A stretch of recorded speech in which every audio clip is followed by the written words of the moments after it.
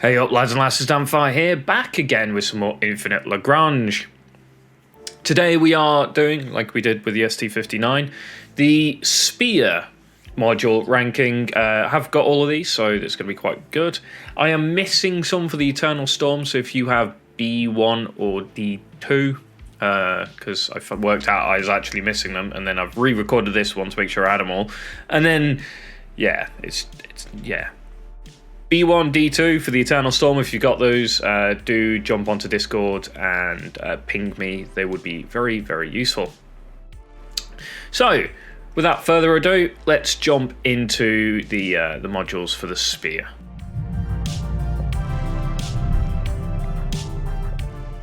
So, first up, we'll start with the M slots because it's nice and easy. So, M1, you've got a big huge railgun that does 2,600 alpha damage and 1,300 DPM. It is absolutely tragically inaccurate, and yeah, you're really going to struggle to get this on target in pretty much every and all situations. So having such a huge damage number, as fantastic as it is, does struggle a bit. Even, you know, buffing it with spotting UAVs and stuff just doesn't seem to cut it really, which is a bit unfortunate. So I'm going to put it into B tier. As good as it is, it really isn't that useful, unfortunately. So in the M2 slot, you swap out that ridiculously oversized railgun and you stick in 2 energy turrets. Now, these energy turrets do 600 alpha and about 1,100 damage per minute, which is pretty good. It's not too dissimilar to the DPM of the railguns. I think it's also got a quicker lock-on time for these as well, which is also very, very nice.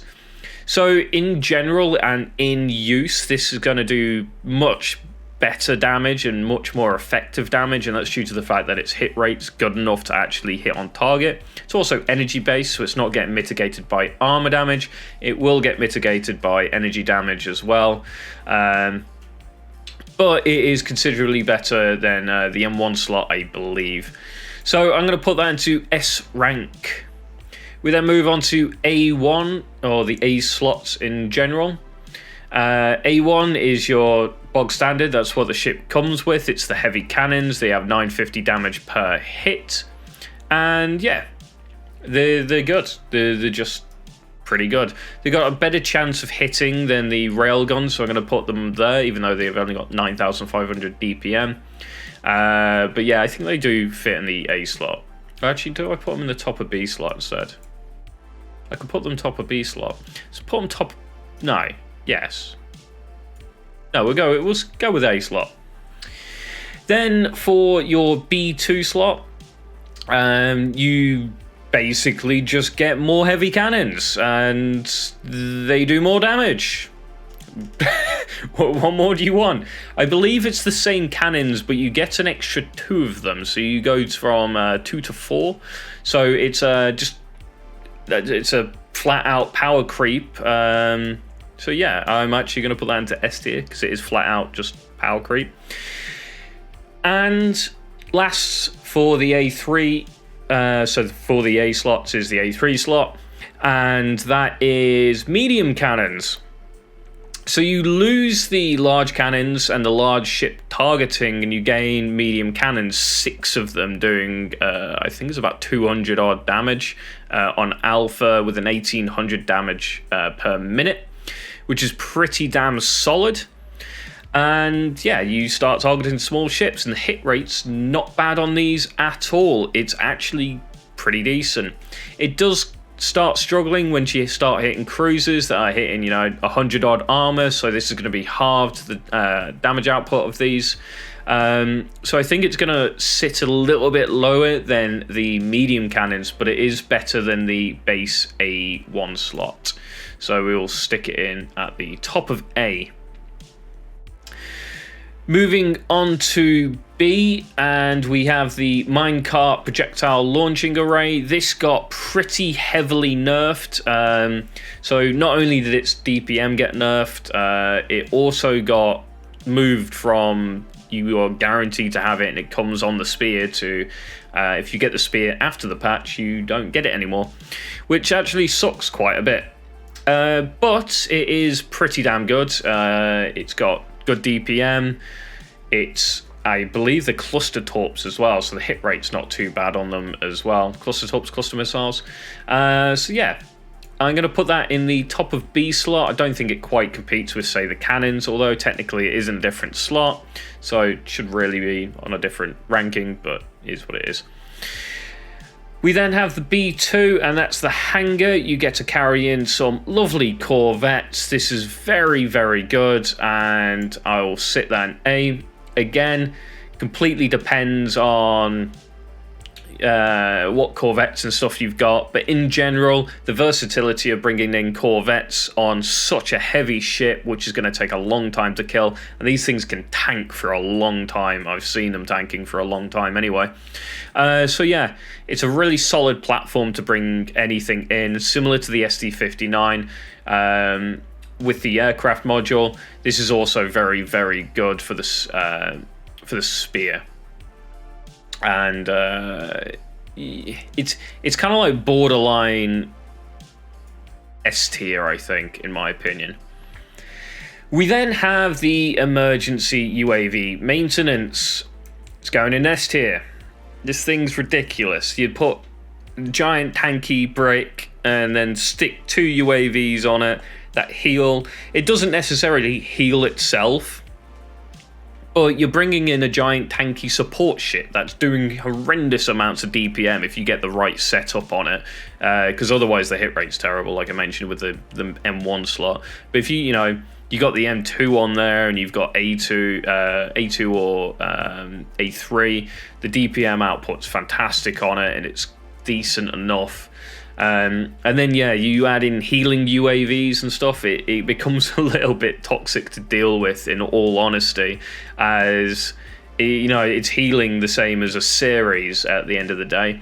Okay, it can cost considerably more CP to put in and build and everything, but chances are you're not going to lose these, or very unlikely. And so yeah, I think having the healing UAVs is a really solid setup on it, and probably what I would run if I had all of these modules. Yeah, there you go then. So we then move on to the C slots. So we have the distributed light weapon control, which is an anti-aircraft cannon. They're pretty terrible. Probably that terrible. So we're going to put them into D, and it's just due to the fact that I genuinely don't think it's needed. If you're running the hangar, you could bring in T-800s.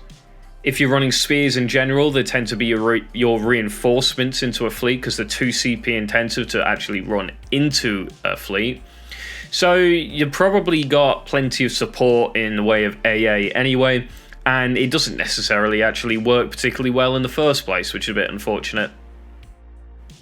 Now, C2 slot is an armor slot. It's very similar to the ST-59. It gives you 150 armor at base, and it can be upgraded further to give you more HP and armor and energy resistances, I believe, as well, which is actually pretty crazy.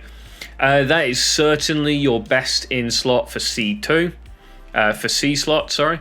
So definitely, if you pick that up, start running it on the spears. It increases the survivability of an already ridiculously survivable ship. So it's just really good in that situation.